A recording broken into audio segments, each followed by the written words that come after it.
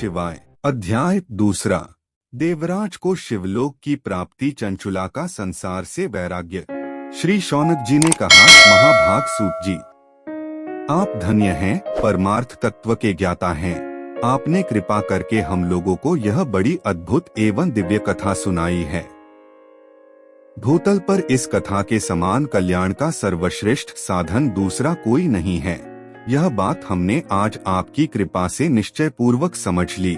सूत जी, कलयुग में इस कथा के द्वारा कौन कौन से पापी शुद्ध होते हैं, उन्हें कृपा पूर्वक बताइए और इस जगत को कृतार्थ कीजिए। सूत जी बोले, मुने, जो मनुष्य पापी, दुराचारी, खल तथा कामक्रोध आदि में निरंतर डूबे रहने वाले हैं, वे भी इस पुराण के श्रवण पठन से अवश्य ही शुद्ध हो जाते हैं।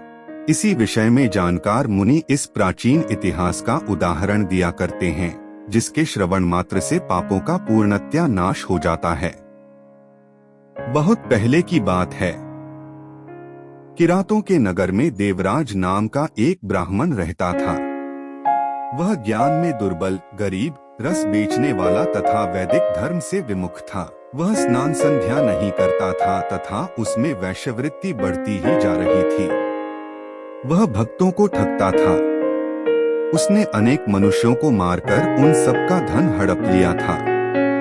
उस पापी ने थोड़ा सा भी धन धर्म के काम में नहीं लगाया था। वह वेश्यागामी तथा आचार भ्रष्ट था।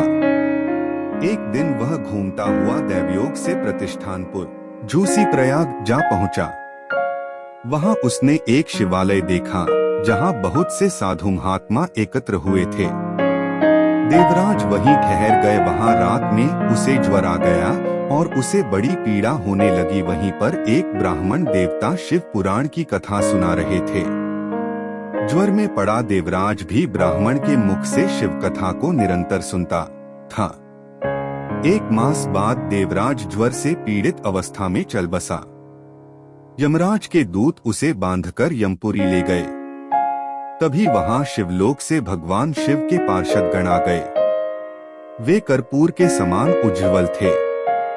उनके हाथ में त्रिशूल, संपूर्ण शरीर पर भस्म और गले में रुद्राक्ष की माला उनके शरीर की शोभा बढ़ा रही थी। उन्होंने यमराज के दूतों को मारपीट कर देवराज को यमदूतों के चंगुल से छुड़ा लिया और वे उसे अपने अद्भुत विमान में बिठाकर जब कैलाश पर्वत पर ले जाने लगे तो यमपुरी में कोलाहल मच गया, जिसे सुनकर यमराज अपने भवन से बाहर आए। साक्षात रुद्रों के समान प्रतीत होने वाले इन दूतों का धर्मराज ने विधिपूर्वक पूजन कर ज्ञान दृष्टि से सारा मामला जान लिया।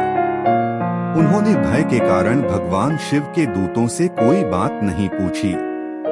तत्पश्चात शिवदूत देवराज को लेकर कैलाश चले गए और वहां पहुंचकर उन्होंने ब्राह्मण को करुणावतार भगवान शिव के हाथों में सौंप दिया। शौनक जी ने कहा, महाभाग सूत जी, आप सर्वज्ञ हैं। आपके कृपा प्रसाद से मैं कृतार्थ हुआ। इस इतिहास को सुनकर मेरा मन आनंदित हो गया है। आठ भगवान शिव में प्रेम बढ़ाने वाली दूसरी कथा भी कही।